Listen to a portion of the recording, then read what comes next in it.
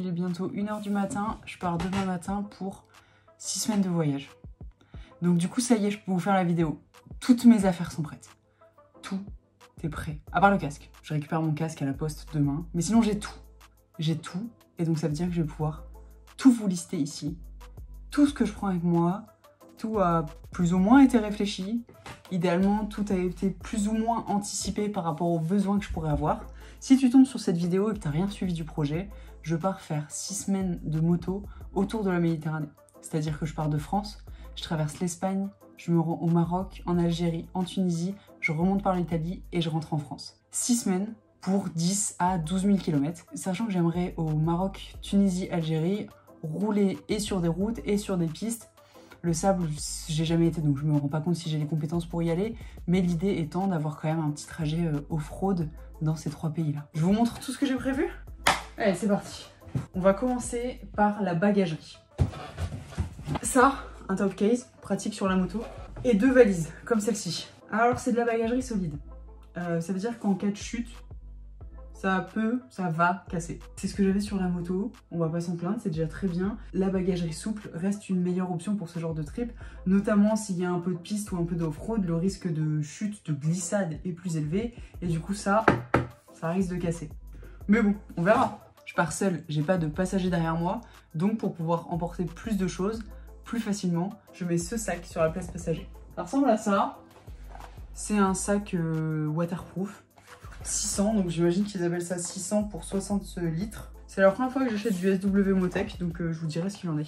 Autre sac qui là seront sur les crash bars Dry Bag 80 que j'ai récupéré chez Daffy. 2 Dry Bag 80 qui seront à l'avant au niveau des crash bars. Alors on peut pas y mettre grand chose, mais je pense que c'est là où je vais mettre tous mes outils. Pour que ce soit toujours accessible à l'avant de la moto. Je vais pas vous mentir, cet après-midi j'ai paniqué et je me suis dit que j'allais peut-être manquer de place. Alors je suis partie en magasin acheter un sac de réservoir en plus. Voilà. Je n'aime pas la marque. Explore, je pense. S'ajoute à ça mon sac à dos Camelback. Je vous en avais déjà parlé dans une vidéo. C'est de la marque Camelback. J'adore ce sac qui est notamment utilisé dans l'armée américaine ou anglaise. C'est vraiment de la très bonne cam. Sa capacité de résistance à des épreuves est plutôt folle. Et comme son nom l'indique, c'est un Camelback. Donc ça veut dire que j'ai une poche d'eau ici que je peux remplir et du coup boire directement par là. Donc le sac à dos sera toujours sur mon dos, chose que j'aime pas trop parce que peur de douleur au niveau du dos, mais l'idée c'est que ça ne transporte que mon eau et ma nourriture si j'en ai. Donc ça, sac à dos en plus. Au niveau de la façon dont je vais être habillée pour ce trip, je suis habillée en adventure. On dirait un Allemand sur une GS. Mais bon, ça reste les vêtements les plus adaptés à ce genre de trip. La veste, elle est toute neuve, pour l'instant j'ai pas grand chose à vous dire là-dessus, mais n'hésitez pas à vous abonner sur mes autres réseaux parce que j'en parlerai évidemment. Le pantalon, adventure également, avec les protections aux hanches, aux genoux. J'ai une grosse doublure aussi à l'intérieur. Je vais partir avec la doublure pour là encore me rendre compte si j'en ai besoin ou pas, mais au moins elle sera sur moi. Et quand je vais aller rouler sur l'Atlas ou en Kabylie au niveau de l'Algérie, il va faire froid, j'ai peur qu'il fasse froid. Donc la doublure dans le pantalon, elle part avec moi. Pareil dans la veste, ça part avec moi. Des bottes. Des bottes aventure. Ici, je vous ai dit pour la veste et pantalon, c'était XN.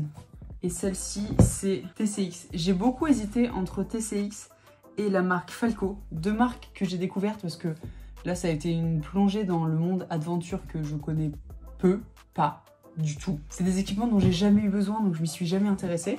Il a fallu que je m'y intéresse et du coup j'ai pas mal discuté avec le vendeur au magasin et sa grosse reco c'était sur celle-ci par rapport à sa résistance.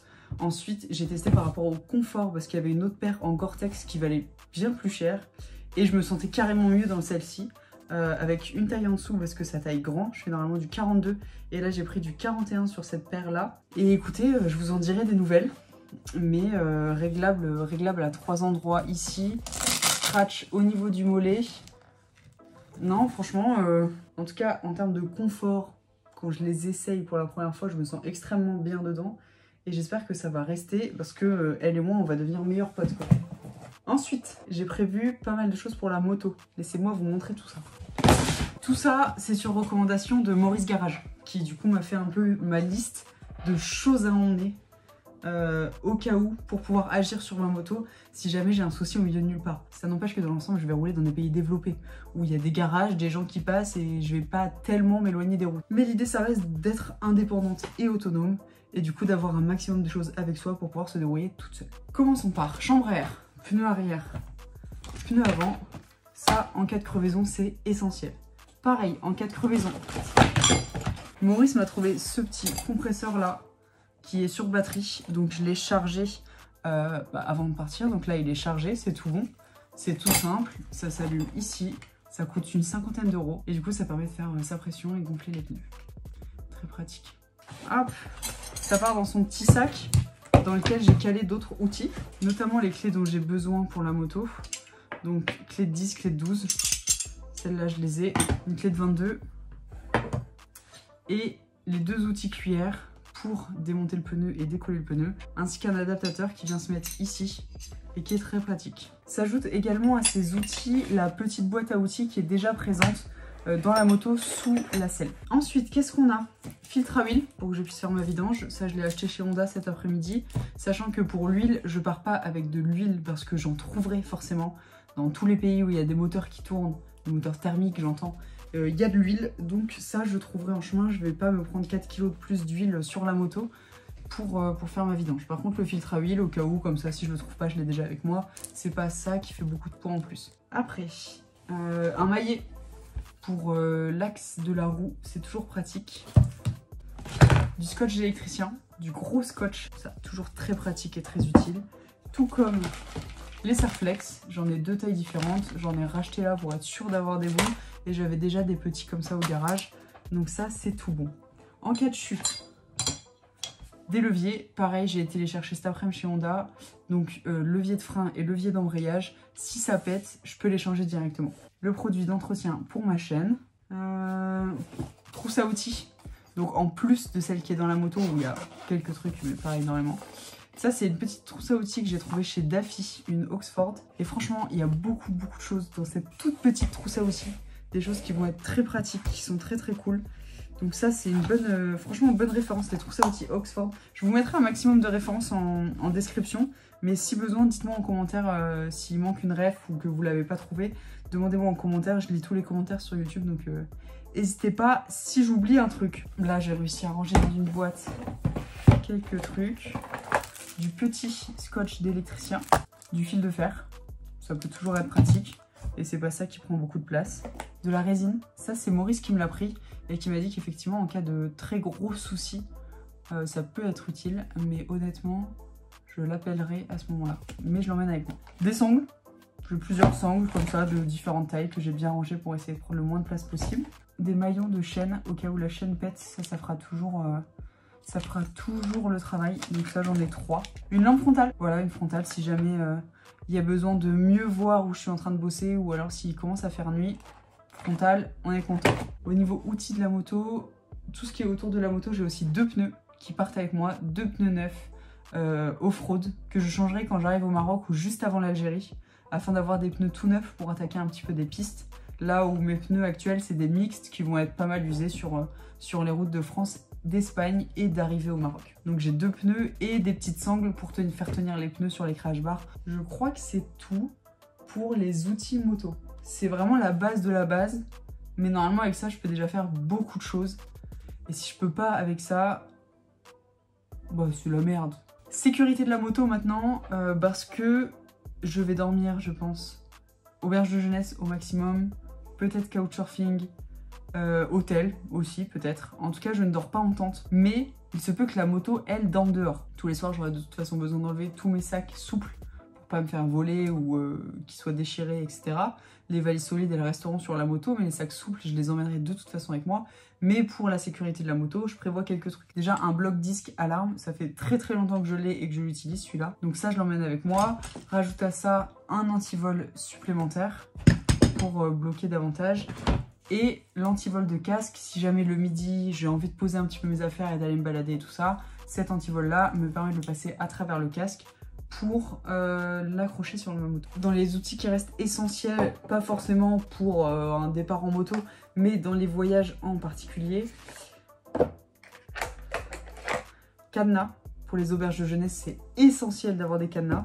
Un briquet, ça peut toujours servir. Je suis pas fumeuse, mais au moins j'ai un briquet sur moi. Une multiprise, pareil pour les auberges de jeunesse, les hôtels. Je vais avoir beaucoup de choses à recharger le soir, les caméras, intercom, téléphone, tout ça, il faut au minimum. Là, j'en ai pris une toute petite, mais j'hésite à en prendre une plus grande. Une multiprise pour essayer de recharger au max l'ensemble, quoi. Un Opinel, essentiel là aussi. En plus, ça coûte pas cher, c'est fait en France. Et franchement, l'Opinel, ça aide. Alors, dans les voyages en avion, non, effectivement. Mais là, c'est extrêmement pratique. Ça me permet de ne pas avoir à prendre de ciseaux ou autre. J'ai toujours un petit couteau dans ma poche. Et ça, c'est hyper pratique. Passons un peu dans les vêtements que j'emmène avec moi. Déjà, j'ai une tenue de pluie entière, veste et pantalon pour dormir. J'en reviens aux auberges de jeunesse notamment, ou aux hôtels pas très chers. Parce que je vais sûrement être dans des hôtels pas très chers. Deux choses, mais alors essentielles pour avoir l'impression de bien dormir. Une thé d'oreiller. Ça, je sais pas pourquoi, mais moi, mentalement, ça m'aide beaucoup de poser ma tête sur un tissu qui m'appartient et qui a mon odeur.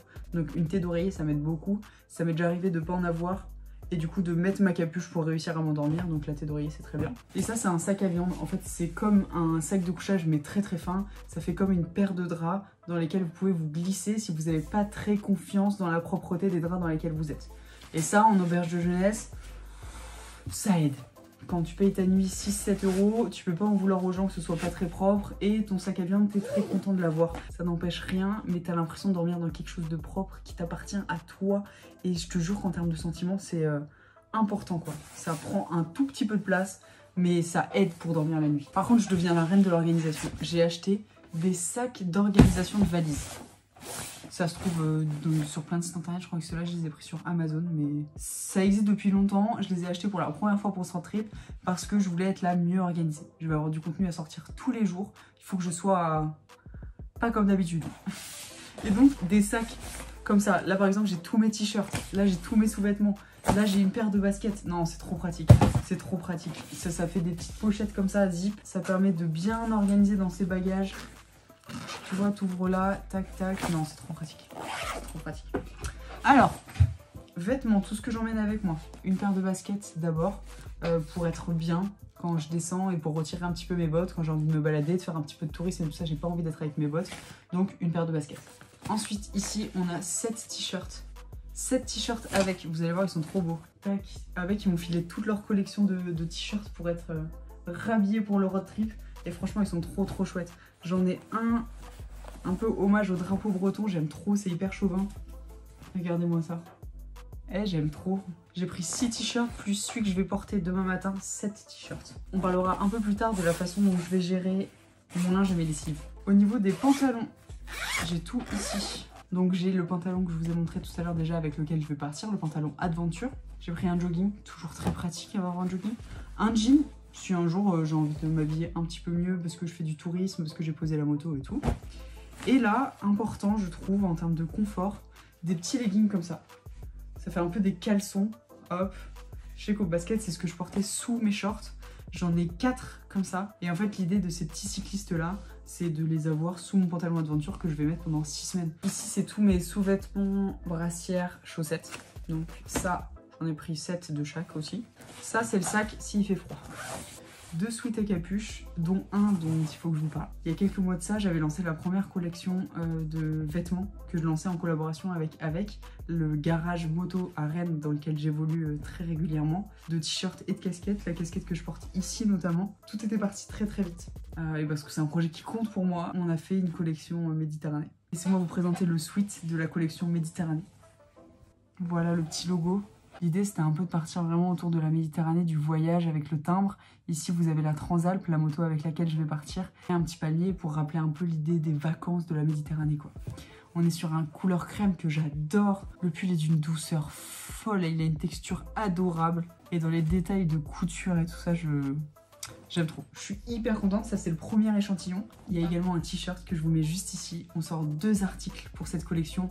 Un sweat à capuche et un t-shirt, tous les deux avec le logo Méditerranée que j'aime beaucoup. On a développé avec les graphistes de Avec ces derniers mois en se posant des questions sur les couleurs qu'on avait envie d'aller chercher. J'avais vraiment envie de retrouver ce bleu et cette couleur crème, un truc un petit peu doux.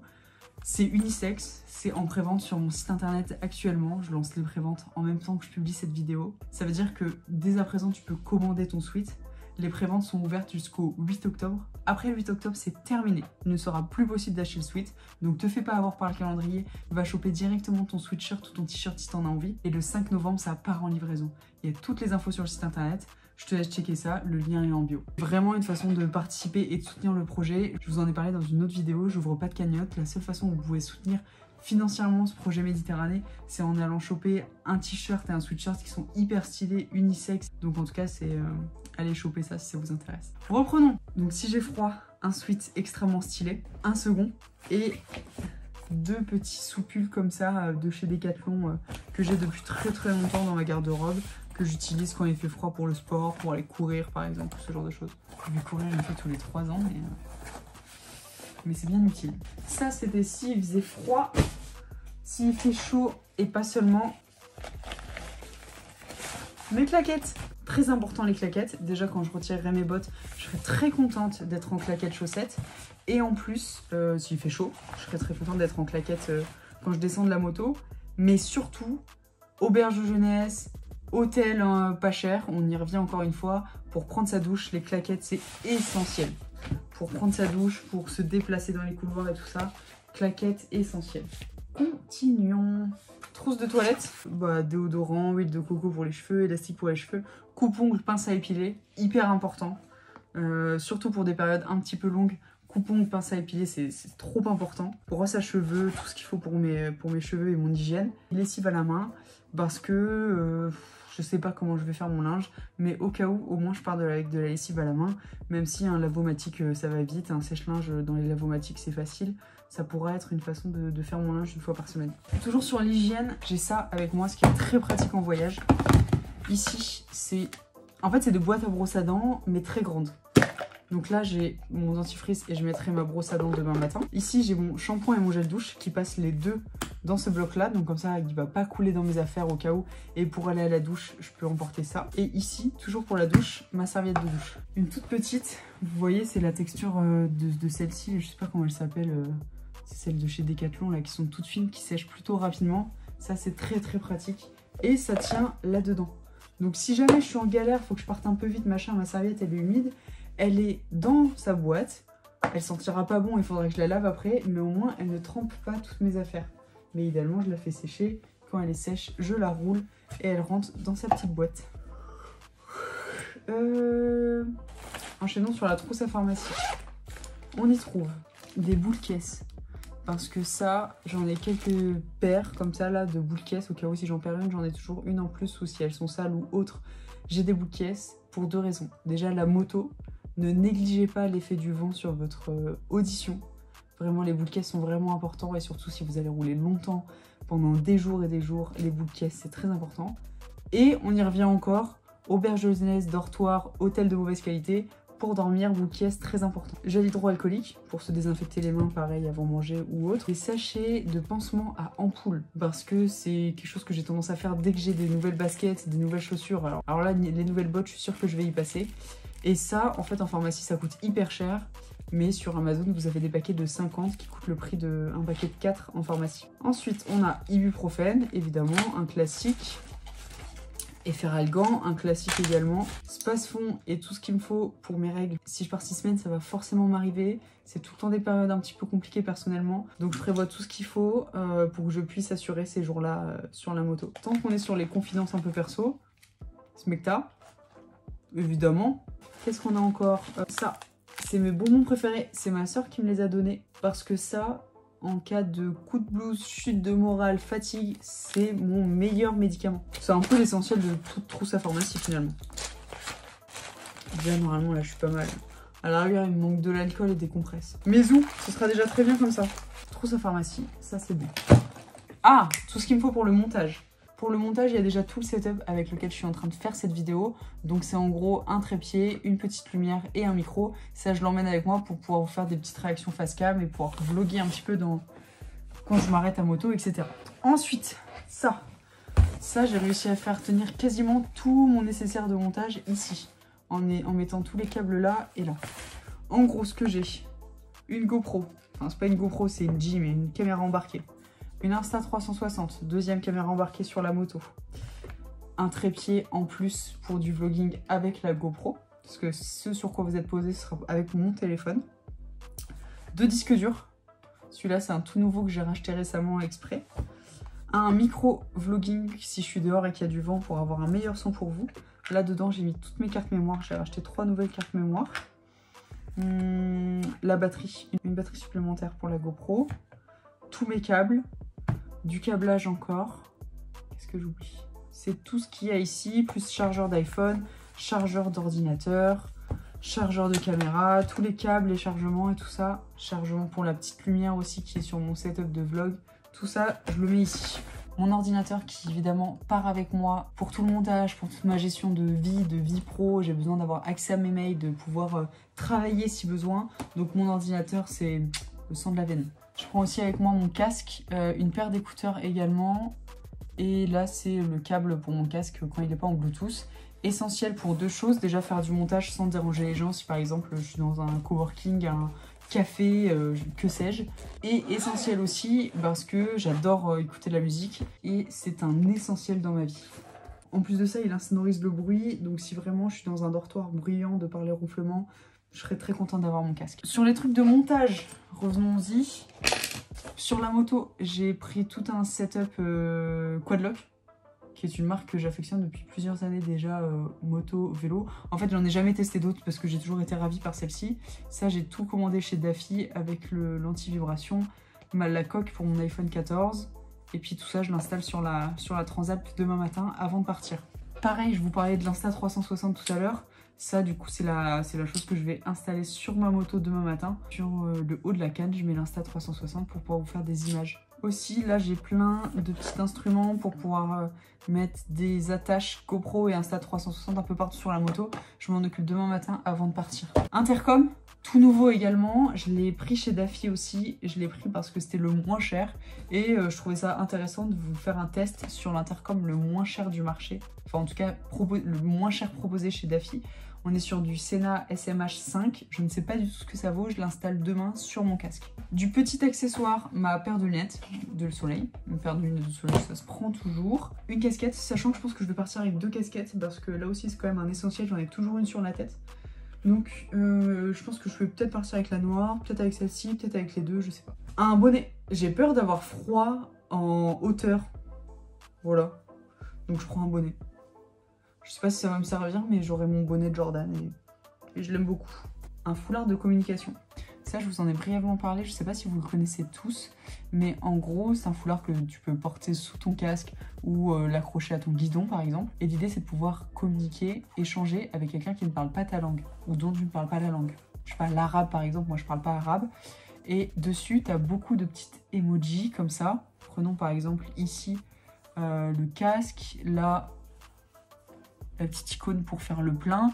Et l'idée, c'est de pouvoir montrer du doigt l'icône pour qu'une personne qui ne parle pas ta langue et avec qui tu n'arrives pas à communiquer puisse comprendre ce que tu recherches. Il y a aussi tous les chiffres, il y a des lettres aussi, il y a une moto décomposée pour pouvoir montrer, je sais pas si tu as un problème d'échappement par exemple, tu peux montrer l'échappement comme ça. Donc ça, je l'emmène avec moi. C'est Julie du compte Black Oleum qui les produit, design et qui me l'a offert avant mon trip.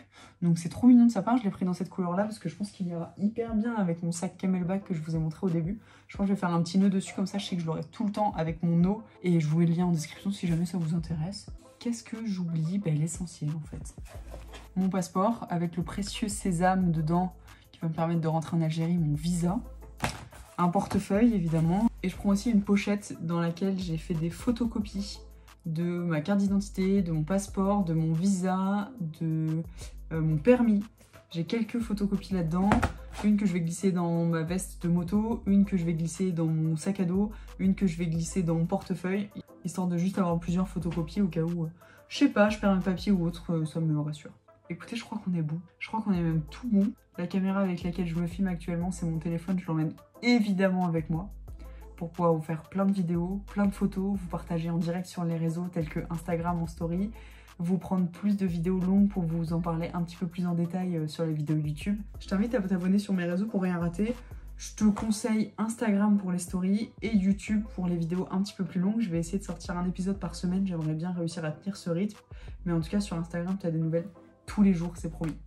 N'hésite pas à aller t'abonner là-bas. J'essaye de te mettre un maximum de références en description. Et surtout, je te mets le lien de mon site internet si t-shirt et sous ta capuche ça t'intéresse, n'hésite pas à aller checker ça. Salut!